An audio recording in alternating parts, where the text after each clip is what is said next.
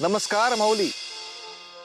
मला आपल्या या संस्कृतीचं मोठं विशेष वाटतं आणि अभिमानही वाटतो. कारण आपल्याकडे प्रत्येक नात्यासाठी काही ना काही व्रतवैकल्य, पूजा अर्चा या सांगितल्याच आहेत. मग ते सौभाग्यासाठी असो किंवा मातेनं आपल्या अपत्यासाठी केलेलं असो किंवा एकूण घराच्या सुखशांतीसाठी झालेलं असो, आपल्या जीवनातल्या प्रत्येक पैलूचं चिंतन आणि महत्व त्याच्यातून आपल्याला दिसत असतं. आई ही आपल्या अपत्यासाठी नेहमी झटत असतेच आणि गृहिणी घरासाठी. तर यांचा सर्व संकटांच्या पासून बचाव व्हावा म्हणून हे शुक्रवारचं देवीचं व्रत सांगितलेलं आहे. ही गोणी घ्या आणि त्या राघव पंतांकडे पोच करा.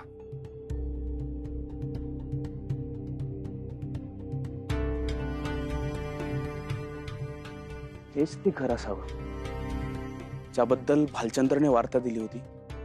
व्यापारात लाभ होण्यासाठी योग्य तो व्यवहार व्हायला हवा, ते देखील योग्य व्यक्तीसोबत. माझी गुंतवणूक 2 मुद्रांची आहे, त्याहून अधिक मुद्रा मिळाल्या तरच किंमत असेल या व्यवहाराला. अन्यथा चला विचारून पाहूयात.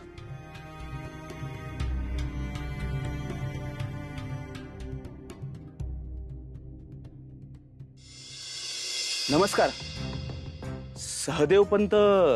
हो मीच. नमस्कार, मी सदाशिव व्यापारी आहे.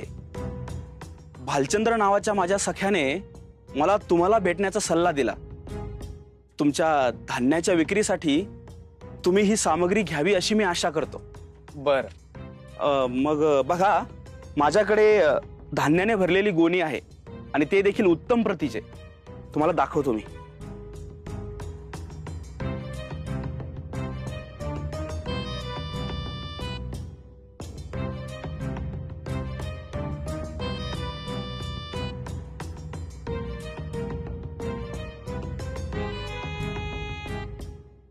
धान्य तर उत्तम वाटते आहे, परंतु याचा दर तुम्ही किती सांगता आहात त्यावरच ठरवू शकेन मी. तसे म्हणाल तर ही गोणी मी 3 मुद्रांना घेतली आहे. एका मुद्रेचा तरी लाभ अपेक्षित आहे. म्हणजे 4 मुद्रांची अपेक्षा मी करतो. 4 मुद्रा? अहो हे तर अधिकच मूल्य सांगता आहात. अहो मला देखील याची पुढे विक्री करून लाभ मिळवायचा आहे. जास्तीत जास्त मी तुम्हाला 2 मुद्रा देऊ शकेन. हो महोदय, किमान माझा तरी विचार करा. ओ 2 मुद्रा म्हणजे माझी एका मुद्रेची हानीच होते आहे.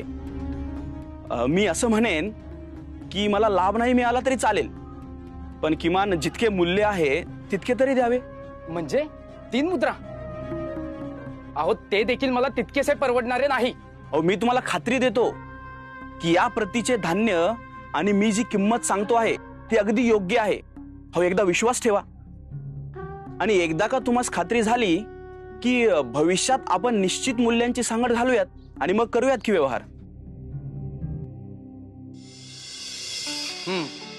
हा उपाय योग्य वाटतो आहे.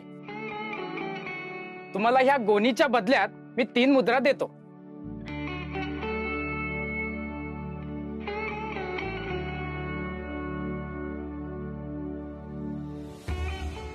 आभारी आहे. येतो. चला, काहीतरी कारणाने किमान एका मुद्रेचा लाभ झाला. आता पुढील प्रवास असाच सुरू राहू.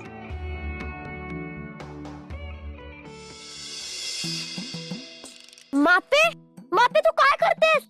काय म्हणजे? भाकऱ्या थापते आहे. आपणास आज काही भोजन नको आहे का? मग उपवास करायचा विचार आहे मनात? हा नाही माते, तसे नाही. तूच तर म्हणाली आपल्याला मामाकडे सहस्त्र भोजनाला जायचे आहे. विसरलीस का? माते ऐक बाळ, तू जे म्हणतोस ते जरी योग्य असले तरी आपणास अद्यापही त्या भोजनाचे निमंत्रण आलेले नाही, आणि ते काही सामान्य भोजन नाही, आणि आपल्याला बोलवलेले नसताना आपण तेथे जाणे योग्य नाही. म्हणजे म्हणजे मला आज मामाच्या घरी पंचपक्वान्न खायला नाही मिळणार. मला मामाच्या घरी पंचपक्वान्न जेवण करायचं नाही. मला नाही नाही माते. देवांश,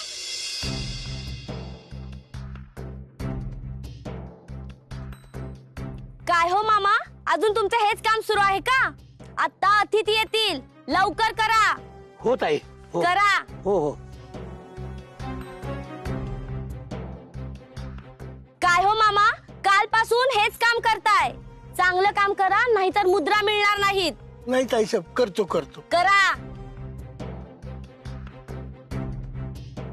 देविका, वा वा वा वा, किती सुंदर दिसते आहेस. अगं मला याचेच भय वाटते की माझीच दृष्ट तुला लागेल की काय. बाई बाई बाई, असे अभद्र विचार मनात देखील आणू नका. आज इतका शुभ दिवस, शुभ प्रसंग, आणि त्या आनंदावर तुमच्या कुकर्माचे विरजण पडले तर गाठ माझ्याशी आहे. अगं असे कदापि होणार नाही, आणि असा बोलण्याचा माझा रोखच नव्हता. अगं आज आपल्याकडे प्रतिष्ठित धनवान लोक येणार आहेत, ज्यांच्याकडे लक्ष्मी सदैव वास करत असते, सदैव प्रसन्न असते. ती तर आपल्यावर नेहमीच प्रसन्न आहे. पण इतर कुणाही पेक्षा लक्ष्मीचे आशीर्वाद आपल्यावर जास्त आहेत, असे लोकांना भासवून द्यायचे आहे. अगं तेच तर. तसे जर भासवले तर गावामध्ये चर्चा होईल की आपणच इतर धनवान लोकांपेक्षा किती वैभवशाली आहोत ते, आणि म्हणूनच तर हा सगळा जेवणाचा घाट आपण घातलाय. अगदी योग्य. पण लक्षात असू द्या, धन नेहमी धनास आकर्षित करते. तेव्हा आजच्या पंक्तीमध्ये एकही दरिद्री व्यक्ती दिसता कामा नये. हा विचार तुझ्या अगोदर मी केला आहे, समजले. आज मी केवळ धनवान लोकांनाच निमंत्रण दिले आहे भोजनाचे. दरिद्री कुटुंबाला मज्जावच केलाय. हे मात्र उत्तम झाले. आता तुम्ही बघाच, संपूर्ण गावात आपलाच गवगवा झाल्या वाचून राहणार नाही. अतिथी कुठे राहिले अजून? अगं मी पण त्याचीच वाट बघतोय, येतच असतील. नमस्कार देवदत्त शेठ. शेठ, नमस्कार नमस्कार. देवांश, अरे थांब बाळा. अरे बाळा थांब. अरे देवांश, कुठे निघालायस गावात आणि एकटाच कुठे चाललायस? माते सोड मला, सोड मला, जायचे माते. अगं सुलक्षणा, तू इथे? बरं झालं भाई, तू याला थोपवलेस. सोपविलेस म्हणजे? तुझा हा पुत्र ऐकतच नाहीये. हो, सोड मला, जाऊ दे मला माते, सोड मला. देवांश, असा हट्ट करायचा नाही. तुला सांगितले ना, आज आपण कोठेही नाही जायचे. चल बघू घरी, आधी भोजन करून घे. परंतु मला जायचे राहते, सोड ना मला माते. अगं अगं, असे घडले तरी काय आहे? आणि कुठे जायचे आहे त्याला? मला ना मामाच्या घरी सहस्त्र भोजनाचा आस्वाद घ्यायला जायचे. अगं इतकेच ना, त्यात काय एवढे मोठे? तू पहा, संपूर्ण गाव जाते आहे त्याच्याकडे भोजनासाठी. सुलक्षणा, अगं काय बोलते आहेस तू हे? आम्हास अद्यापही आमंत्रण आलेले नाही, त्यामुळे आमंत्रणाशिवाय आम्ही तेथे जाणे योग्य नाही. अगं त्यात एवढे वावगे वाटण्यासारखे काय आहे बरं? आणि इतक्या माणसांच्या गर्दीत कुणाला समजणार आहे कोण आले कोण गेले? आणि त्याहूनही महत्वाचे म्हणजे तू बहीण आहेस त्याची. आपल्या माणसाने का अपेक्षा करायची निमंत्रणाची, भलत्या मानपानाची? हे बघ, तू हक्काने तेथे जायला हवेस. माते, आपण जायचे ना मामाकडे? हो तर जायला हवेच. बघ बाई, मी सांगण्याचे कार्य केले, आता त्यावर विश्वास ठेवायचा की नाही हे तुझे तू ठरव. मी माझे कर्तव्य केले. हो, येते. माते, आपण जायचे ना मामाकडे?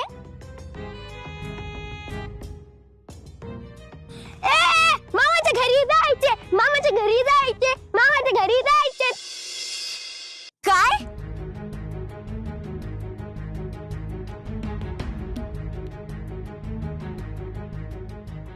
ते दोघे इथे येतात? ती दरिद्री मालिनी आणि देवांश? हो ना, तरी मी तिला सांगत होते, तुला बोलाविले नाही तर कशाला जायचे? तसे जाणे योग्य होणार नाही. ती म्हणते कशी, घरच्या माणसांनी हक्काने जायचे असते, निमंत्रणाची काय गरज? आता असे उलट बोलल्यावर मी मात्र मूग गिळून गप्प बसले. तरी मी म्हणतच होते, ही पिढा अजून आमच्या आनंदावर विरजण टाकायला आली कशी नाही. परंतु ह्यावेळी मी असे विपरीत घडू देणार नाही. बरं का देवांश, आता आपण मामाच्या घरी जातो आहोत. तिथे बरीच गर्दी असणार आहे. संपूर्ण गावाची जनता तिथे उपस्थित असणार आहे. तिथे तू शहाण्या बाळासारखे वागायचे आणि कोणताही हट्ट करायचा नाही. काय समजले ना? हो माते, तू चिंता देखील करू नको.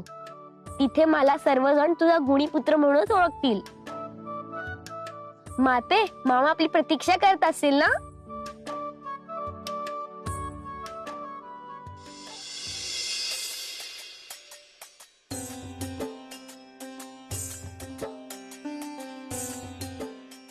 अगं ताई, ये ये ये. अगं तुझीच प्रतीक्षा करत होतो.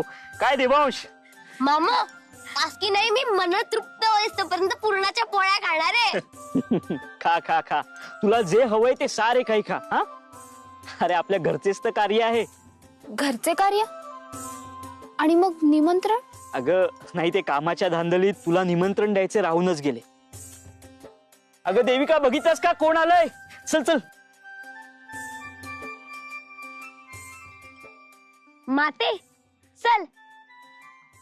माते माते माते चल ना, मामा प्रतीक्षा करत असेल ना? चल.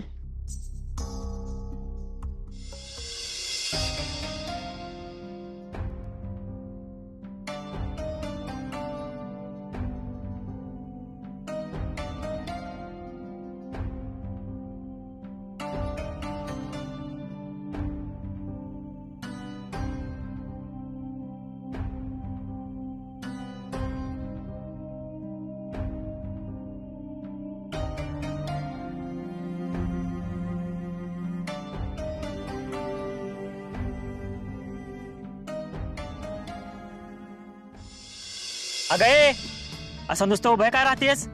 स्वतःला काय अतिथी समजतेस? स्वतःच्या बाळाला असं सोबत आणलं म्हणून काय कोणी सहानुभूती देणार नाहीये, समजलं? हे घे, जा त्या कचऱ्याच्या ढिगारात टाकून ये आणि उरलेलं उष्ट काढून घे. पुढची पंगत बसणार आहे. घे.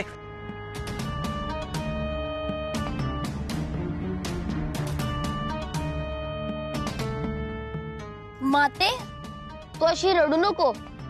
मी आताच त्याला जाऊन सांगतो की आम्ही अतिथी आहोत, दास नाही, आणि हे आपलंच घर आहे. मी माझ्या मामाच्या घरी भोजनास आलो आहे. अरे पुत्र, असे काय करतोस? हे आपल्या घरचेच कार्य आहे आणि तूच म्हणाला होतास ना की हे आपलेच घर आहे. मग थोडे कष्ट केले तर त्यात काय बिघडले? हा, तू इथेच थांब. हा, मी आलेच टाक.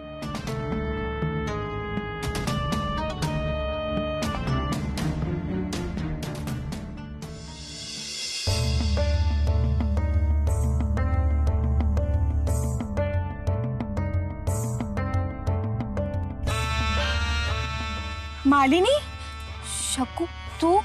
अगं तू हे काय करतेयस? कोणी बघितलं तर? छे ग, कोण कशाला पाहतंय? आणि तसंही तू तुझ्या कार्यात व्यस्त आहेस.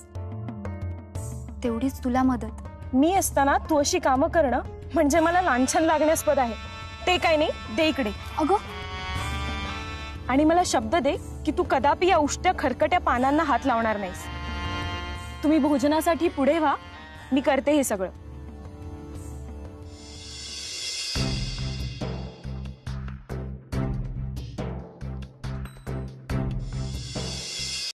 वा वा वा वा. हो, आवरा लवकर, कार्य आपल्याकडे आहे. हा, अगत्य आपण नको का करायला? चला, किती तू नट्टापट्टा कराल? हा, माझ्या नटण्यावर बोलायचे नाही.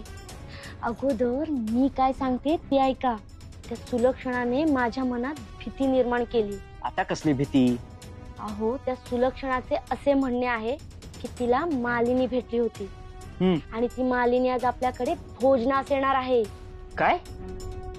त्या सुलक्षणाला वेळ लागले तिच्यासोबत तुला देखील? अगं, मी मालिनीला निमंत्रणच दिले नाही तर ती इथे येईलच कशी? आणि हे तू तिला सांगायला नको का? अहो, माझेही हेच म्हणणे की जर तिला आपण निमंत्रणच दिले नाही तर ती आपल्याकडे येण्याचे प्रश्नच येत नाही. अगदी योग्य. परंतु त्यावर मालिनीने सुलक्षणाला हे सांगितले की हे तर तिच्या भावाच्या म्हणजे योगायोगाने तिच्या घरचेच कार्य आहे आणि आपल्या माणसांना वेगळे निमंत्रण असे कुठे असते तरी का? नाही, माझा नाही यावर विश्वास. बाय बाय ग, आता ती सुलक्षणा कशाला खोटे बोलेल? हे बघ, ती खोटं बोलेल का हे मला माहिती नाही, पण मी माझ्या बहिणीला चांगलाच ओळखून आहे. ती इथे यायची नाही, कारण माझी बहीण स्वाभिमानी आहे. त्या स्वाभिमानामुळे भिके कंगाल व्हायची अवस्था आली आहे तिच्यावर.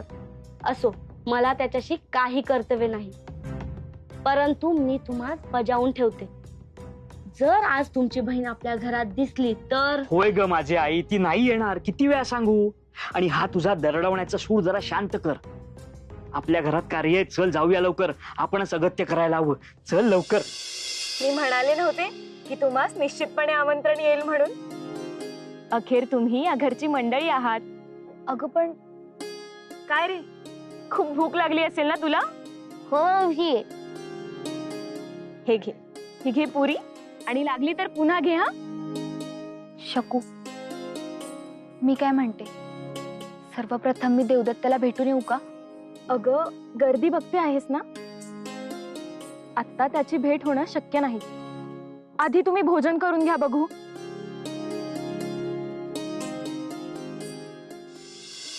हे काय, या दोघांना इथं भोजनाच बसायला कोणी सांगितलं?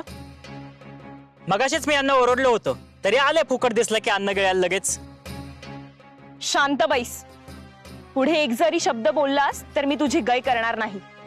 ही या घरातलीच मंडळी आहेत, समजले? काय, या घरातली? यांच्याकडे बघून तर कुठल्याच दिशेने असे वाटत नाही या घरातले असतील म्हणून. तुला मी सांगितले ना, तुझा ज्या गोष्टीशी संबंध नाही तिथे तू का बोलतोयस? चल निघ इथून, अन्यथा तुला तुझ्या कार्याचा मोबदला कदापि मिळणार नाही. नाही नाही, माझं काही बिघडत नाही. कोणी यावं आणि भोजन करून जावं. येतो मी. मालिनी, तू त्याचे म्हणणे मनाला लावून घेऊ नकोस ग. भोजनाचे ताट तरी बघा, त्यात किती रुचकर जिन्नस आहेत ते. जेवून घ्या तुम्ही, मी तुमच्यासाठी खीर घेऊन येते.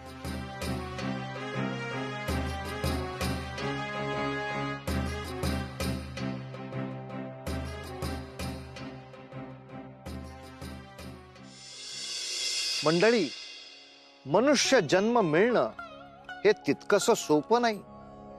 अहो, अनेक जन्म झाल्यानंतर मनुष्य म्हणून एक जीव जन्माला येतो.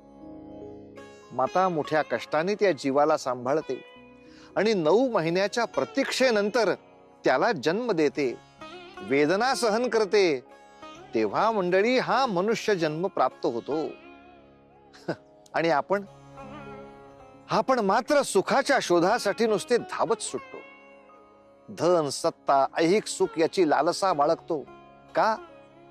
तर यातून सुख समाधान आपल्याला प्राप्त होईल म्हणून. पण मनुष्याला एकदा ऐश्वर्य प्राप्त झालं ना की मनुष्य मनुष्याला विसरतो आणि भेदभावाची सुरुवात होते. अहंकार वाढतो आणि यातूनच खऱ्या अर्थाने आपल्या अधोगतीची सुरुवात होते.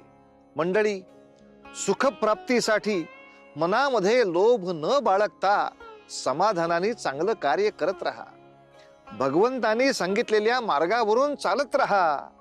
उतू नका, मातू नका, आणि घेतला वसा टाकू नका.